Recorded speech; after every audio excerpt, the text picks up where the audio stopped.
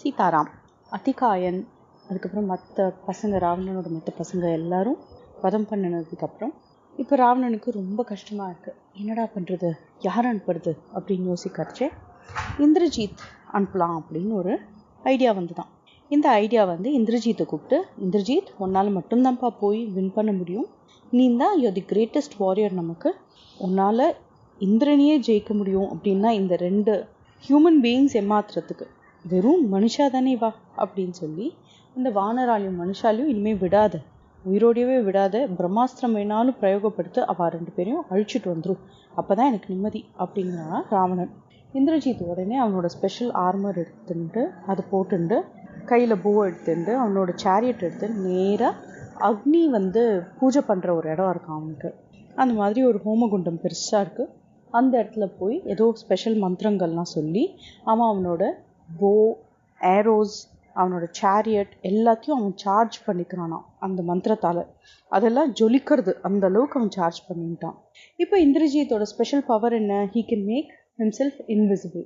அவன் இன்விசிபிள் ஆகி அங்கேருந்து ஸ்கைலேருந்து ஹீ இஸ் ரெய்னிங் ஏரோஸ். என்ன பண்ணான்னா ஒரு பிரம்மாஸ்திரத்தை போட்டானா.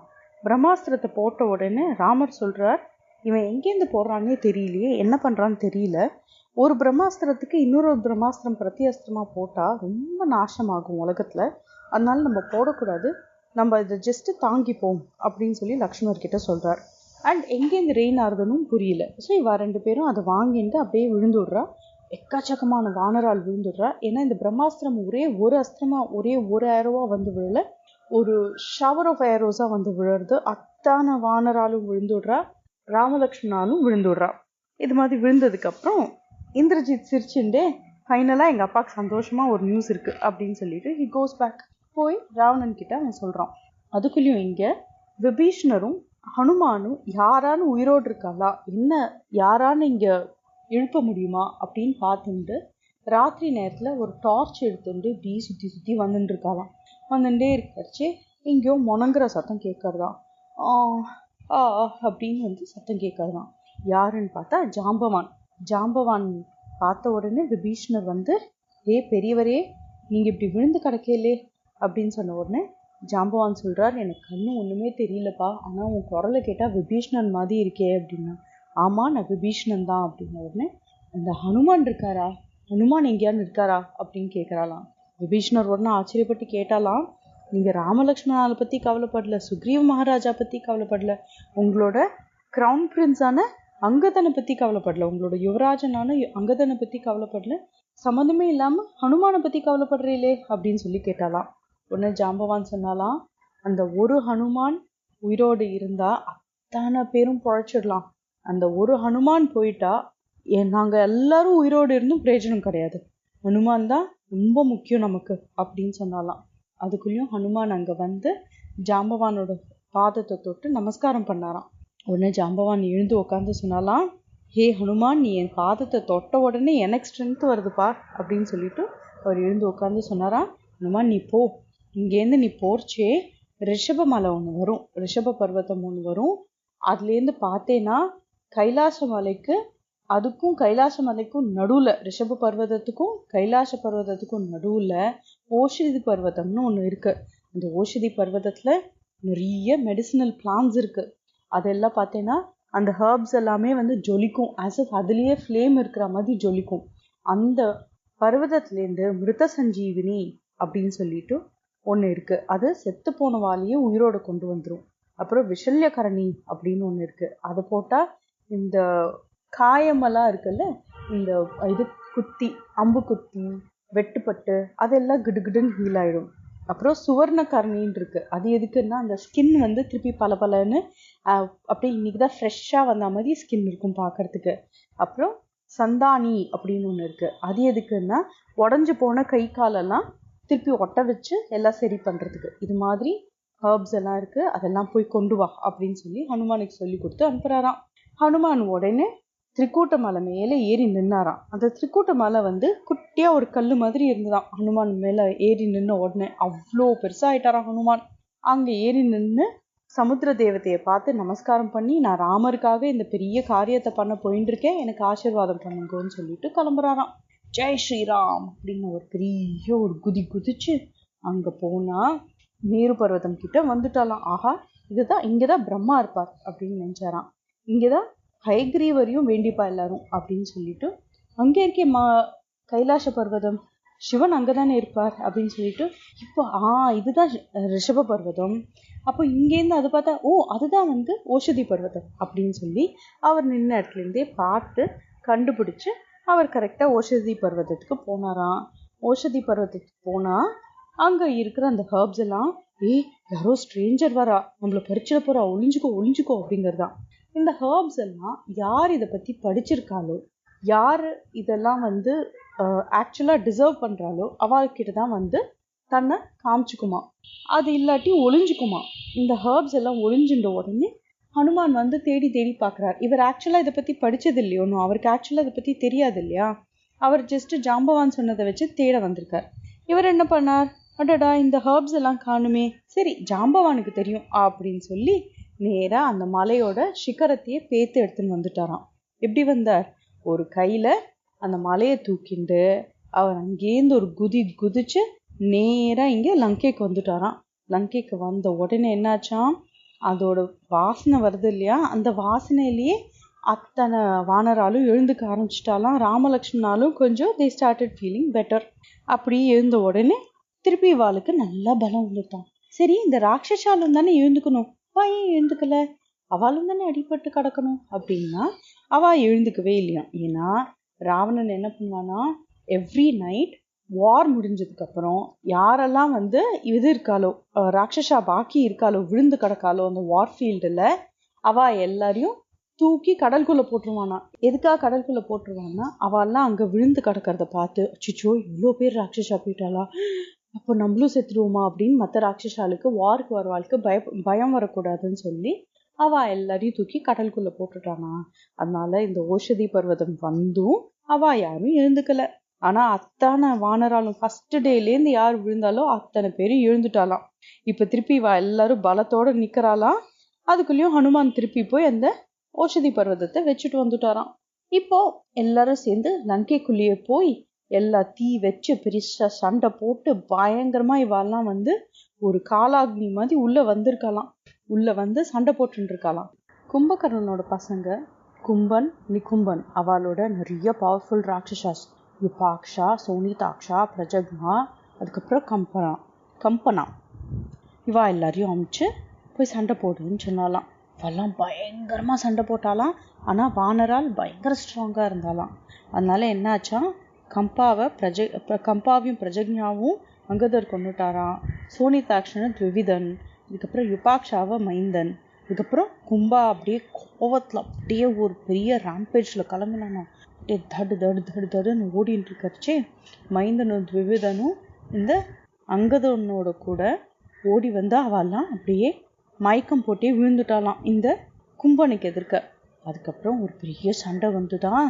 அப்புறம் சுக்ரீவா கும்பனோட போ எடுத்து உடைச்சிட்டு, அதுக்கப்புறம் நம்ம 2 பேரும் கையை வச்சுட்டு நம்ம அப்படியே சண்டை போடலாம்னு சொல்லி 2 பேரும் பயங்கரமா குஸ்தி சண்டை போட்டாலாம். ஒருத்தனை இவா அடிக்கிறாளாம், அவனை இவா அடிக்கிறாளாம். அப்படியே அடிச்சு தூக்கி போட்டு பயங்கரமா சண்டை நடந்துதான். இந்த சண்டையே பார்க்கறதே ஒரு பெரிய ஒரு மேட்ச் மாதிரி இருந்துதான். ஃபைனலா சுக்ரீவ மகாராஜா இந்த கும்பனோட செஸ்ட்ல ஒரு குத்தி கீழே தள்ளி விட்டாலாம். இதை பார்த்த உடனே நிகும்பனுக்கு கோவம் வந்துதான். நிகும்பனுக்கு பயங்கர கோவம் வந்துதான். என்னோட பிரதரையா நீங்க இப்படி கொன்னுட்டேல் அப்படின்னு சொல்லி பயங்கரமா சார்ஜ் பண்ணி வந்தானா, கையில ஒரு கதையை எடுத்துட்டு அங்க ஹனுமான் நின்னாரா. ஹனுமான் மேலேயே டொம்முன்னு ஒரு குத்தினாலாம். ஹனுமான் உடனே அவனோட கதையை தூக்கி போட்டு அவனை ஒரு குத்தி அவன் தலையிலேயே ஒரு நொங்குன்னு ஒரு குட்டி அவனை கீழே போட்டுட்டாலாம். ஆப்வியஸ்லி ஹனுமான் யுத்தத்துக்கு போன என்ன ஆகும், ஹனுமானுக்கு தான் ஜெயம். அவர் முடிச்சதுக்கு அப்புறம் இதெல்லாம் கேட்டு ரொம்ப கோவம் வந்த ராவணன் மக்கராக்ஷன் அப்படின்னு ஒரு அசுரனா, ஒரு ராட்சசனா. இந்த மக்கராக்ஷன்னா என்ன அர்த்தம் அப்படின்னா, மக்கரம் போல கண்ணுடையவன், ஃபிஷ் மாதிரி ஐ இருக்கிறவன். அவனை அமிச்சாலாம். இவன் கரனோட பிள்ளை. அவன் வந்தானா நேரா ராமர்கிட்ட எங்க அப்பாவான கரனை நீங்க அழிச்சே, உங்களை எப்போ நான் பழி வாங்கலான்னு வெயிட் பண்ணிட்டு இருந்தேன், இன்னைக்குதான் எனக்கு சான்ஸ் கிடைச்சது அப்படின்னா. உடனே ராமர் சொன்னார், ஏன்பா அது கூட ஒரு 14,000 ராட்சசாலையும் அழிச்சேனே, அதை மறந்துட்டே கணக்க அப்படின்னு சொல்லி ராமர் சிரிச்சுட்டே சொன்னாராம். அப்போ பயங்கரமாக சண்டை நடக்கறச்சு. ஃபைனலாக ராமர் ஒரு ஆக்னேயாஸ்திரத்தை எடுத்து கடிச்சு மக்கராக்ஷன் கீழே விழுந்துட்டானா. இது முடிச்சதுக்கப்புறம் ராவணன் இது வரைக்கும் எந்த ஒரு யுத்தத்தையும் தோத்ததே கிடையாதான்.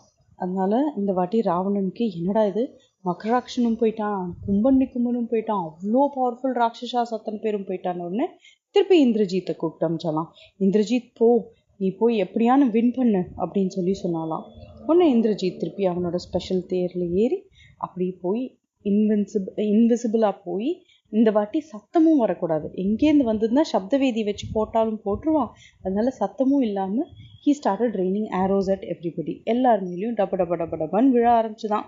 விழுந்த போது என்னாச்சா, ராமரும் லக்ஷ்மணாலும் அவள் இருந்த இடத்துலேருந்து எல்லா பக்கமும் ஆரோஸ் ஷூட் பண்ணுறாலாம். அப்போ லக்ஷ்மணர் சொன்னாலாம், நான் பிரம்மாஸ்திரத்தை தூக்கி எடுத்து போட்டு இவனை இப்போ அழிக்கிறேனா இல்லையா பாரு அப்படின்லாம். ராமர் பொறுமையாயிரு, இது டைம் இல்லை பிரம்மாஸ்திரத்துக்கு டைம் வரைச்சு நம்ம அதை யூஸ் பண்ணலாம் அப்படின்னு சொன்னாலாம்.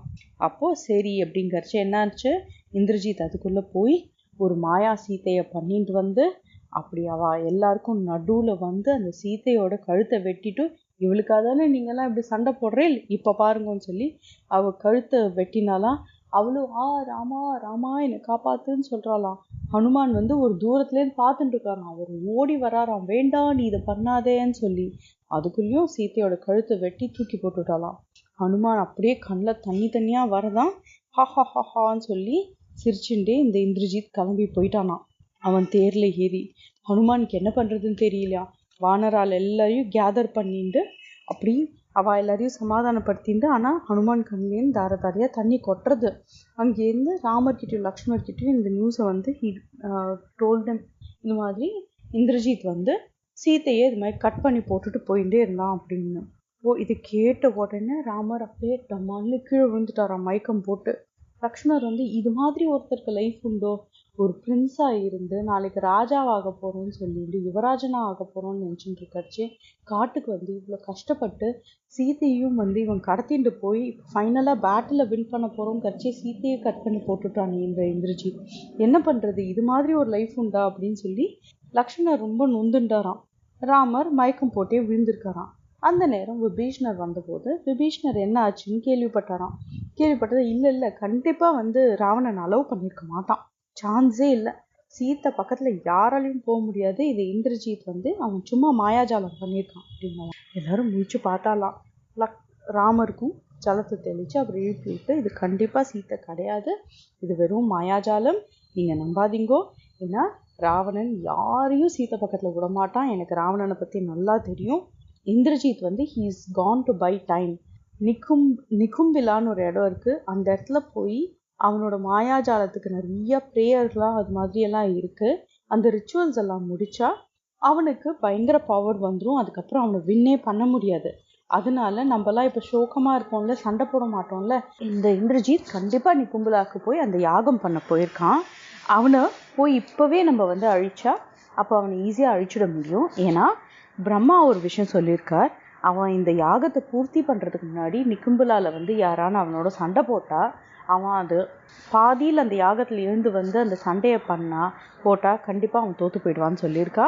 ஸோ இப்போவே கிளம்புங்கோ அப்படின்னு சொல்லிட்டு சொன்னாலாம். உடனே லக்ஷ்மணர் சொன்னாலாம், அண்ணா நான் போயிட்டு வரேன், என்ன நீங்கள் ஆசீர்வாதம் பண்ணி அனுப்புங்கன்னு சொல்லி நமஸ்காரம் பண்ணாலாம் ராமருக்கு.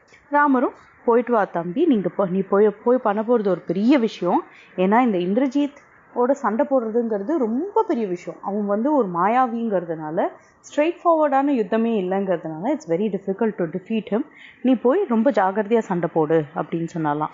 ஹனுமான் கூட போனாராம். ஹனுமான் எதுக்கு அப்படின்னா, இவாளுக்கு தேர் கிடையாது இல்லையா, ஸோ ஹனுமானோட தோல் மேலே ஏறி உட்காந்துட்டு லக்ஷ்மணர் சண்டை போடுவாராம். விபீஷ்ணர் எதுக்கு போனார், கைட் பண்ணுறதுக்காக. அங்கே போன போது விபீஷ்ணர், நீ போய் இந்த சுற்றி இந்த ராட்சசால எல்லாரையும் இங்கே வந்து காவலுக்கு வச்சிருக்கான் இல்லையா, அவள் எல்லாரையும் அழிச்சுடும் லக்ஷ்மணா, அப்போ அவன் வந்தே ஆகணும் அப்படின்னு சொன்னாலாம். லக்ஷ்மணர் உடனே கிட்டுன்னு நிறைய பானத்தை எடுத்து கிட்டுன்னு போட்ட உடனே அப்படியே அத்தனை ராட்சசாலும் விழுந்தாலாம். அப்போ இந்திரஜித்துக்கு உள்ள உட்காரவே முடியும். He was actually invisible. அந்த இதில் நிக்கும்பலாவோட யாகசாலையில். ஆனாலும் he had to show up himself because எல்லா ராட்சசாலையும் அழிச்சிட்டா. நெக்ஸ்ட் உள்ள வந்து எங்க பானம் போடுவான்னு சொல்ல முடியாது, என்ன பண்ணுவான்னு சொல்ல முடியாது. So he had to come out. கிட்டுன்னு அவனோட ஆர்மர்லாம் போட்டுட்டு வெளில வந்த உடனே அங்கேருந்து இந்திரஜித்து கோவந்துதான், நீங்களா என்னோட சித்தப்பாவா, இப்படி வந்து எங்களுக்கு துரோகம் பண்றீங்களே, எங்களோட வீட்லயே இருந்துட்டு எங்களோட சாப்பாடையே சாப்பிட்டுட்டு இப்போ ராமரோட இதுக்கு போனதும் இல்லாம இப்படி காட்டி கொடுக்குறீங்களே அப்படின்னு சொல்லி கோச்சுண்டானா இந்திரஜித். உடனே விபீஷ்ணன், இந்திரஜித் இது கொஞ்ச நாள் முன்னாடி உனக்கு மறந்து போச்சா, இவரா வெறும் பஜனை பண்றதுக்கு தான் லாய்க்கு, இவர் சண்டை போடுறதுக்கே லாய்க்கு இல்லை, இவருக்கு சண்டைனாலே பிடிக்காது, இவர் கோழை அப்படின்னெல்லாம் நீ என்னை திட்டினியா, அப்போ நான் உன்னோட சித்தப்பான்னு உனக்கு ஞாபகம் இல்லையா, சபையில எல்லாருக்கு எதிர்க்கையும் நீ என்னை அவமானப்படுத்தினியே, அப்போ உனக்கு நான் உன்னோட சித்தப்பாங்கிறது ஞாபகம் இல்லையா, நீ உன்னோட அப்பாவுக்கு நல்ல அட்வைஸ் கொடுன்னு சொல்லி நான் உனக்கு அட்வைஸ் கொடுத்தா நீ உடனே என்கிட்ட கோச்சுண்டியா, அப்போ நான் உன்னோட சித்தப்பா ஞாபகம் இல்லையா அப்படிங்கிறதெல்லாம் விபீஷ்ணர் திருப்பி கேட்டாராம். அதுக்கப்புறம் உங்களோட என்ன பேச்சு அப்படின்னு சொல்லி லக்ஷ்மணரோட பயங்கரமா யுத்தம் நடந்துதான். ஒரு அஸ்திரம் இந்திரஜித் போட்டா உடனே லக்ஷ்மணர் அதுக்கு பிரதி அஸ்திரம் போடுறாராம். பிரதி அஸ்திரம்னா என்னன்னா இன் ஆன்சர் டு தட் அதுக்கு ஒரு அஸ்திரம் போடுறாளாம். இந்த 2 அஸ்திரமும் ஒன்று கேன்சல் பண்ணிகிட்டே போயிட்டு இருக்கான். அப்புறம் லக்ஷ்மணர் ஒரு அஸ்திரம் போட்டா உடனே இந்திரஜித் அதுக்கு பிரத்யஸ்தம் போடுறான்னா 2 பேரும் அப்படியே ஈக்குவல் வாரியர்ஸா இருக்காளாம். ரொம்ப வந்து ஒரு நெயில் பைட்டிங் இதுவா இருக்கான், சிச்சுவேஷனா இருக்கான். யார் வின் பண்ணுவா அப்படின்னு தெரியலையே அப்படின்னு தேவலோகத்துல இருந்தெல்லாம் எல்லாரும் எட்டி பாக்குறாளாம், இந்த வாரை பாக்குறாளாம்.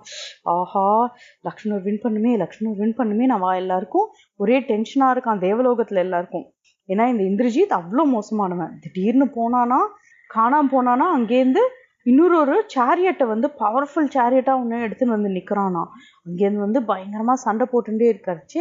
இந்த லக்ஷ்மணன் நினைச்சானா போதும் இப்போ இவனை அழிச்சிடணும் அப்படின்னு மனசுல முடிவு பண்ணாராம். உடனே என்ன பண்ணாராம், ஒரு ஐந்திராஸ்திரத்தை எடுத்தாராம். So this is something we will see very often. ஒருத்தன் வந்து அக்னி சத்ரு அப்படின்னு இருந்தா அக்னி அஸ்திரத்தையே எடுத்து அவளை அடிப்பா. இது மாதிரி இவன் இந்திரஜித் இல்லையா, நான் இந்திரனே ஜெயிச்சிருக்கேன் அப்படின்னு தானே சொல்லிட்டு இருக்கான்.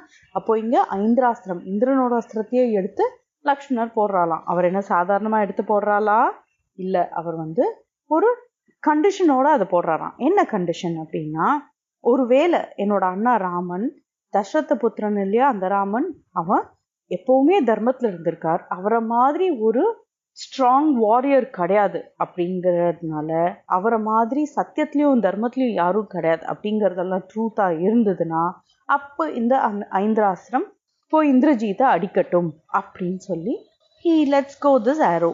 அப்போ உடனே நேரா போய் இந்திரஜித்தோட தலையை கட் பண்ணி இந்திரஜித் விழுந்துடுறானா.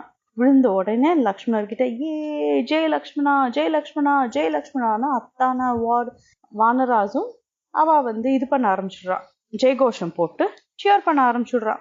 லக்ஷ்மணன் நேரா ஓடி வந்து ராமரோட காலில் விழறாராம். விபீஷ்ணர் சொல்றாளாம், லக்ஷ்மணன் வந்து இந்திரஜித்தோட தலையை எடுத்துட்டான் அப்படின்னு சொன்ன உடனே ரொம்ப சந்தோஷமாயிடுறாளாம். ராமர் லக்ஷ்மணரை கட்டி பிடிச்சிட்டு, ஆஹா என் தம்பி எனக்காக என்னெல்லாம் பண்ற நீ அப்படின்னு சொல்லி கட்டி பிடிச்சிட்டு, உன்ன மாதிரி யாருமே கிடையாது அப்படின்னாலாம். ஆனா லக்ஷ்மணர் மேல உடம்பு ஃபுல்லா ஒரே ஊன்ஸா இருக்கான். இந்திரஜித் என்ன சாதாரண வாரியரா, அதனால சுஷேனரை கூப்பிட்டு இவனுக்கு கொஞ்சம் சரி பண்ணுங்கோ அப்படின்னு சொன்னாலாம். சுஷேனர் உடனே அந்த ஆஞ்சநேயர் எடுத்துன்னு வந்ததாரே சஞ்சீவனி பர்வதம், அந்த ஓஷதி பர்வதம், அதுலேருந்து எடுத்து வச்சிருந்தாராம் அவர் கொஞ்சம் இந்த ஓஷதிகள்லாம், அந்த ஹர்ப்ஸ் எல்லாம். அதுலேருந்து ஒரு ஹர்ப் எடுத்துன்னு வந்து கொடுத்து, இதை நல்லா டீப் இன்ஹலேஷன் பண்ணி இதை வச்சு அப்படின்னு உடனே அப்படி பண்ணாராம். பண்ண உடனே அப்படின்னு சொல்லி அவர் கிடுகிடுன்னு உடம்பு சரியா போயிடுதான். அதுக்கப்புறம் என்ன ஆச்சு, ராவணனுக்கு இப்போ மெசேஜ் போச்சான். அப்புறம் என்ன ஆகுதுங்கிறத நம்ம அடுத்த எபிசோட்ல பார்க்கலாம். சீதாராம்.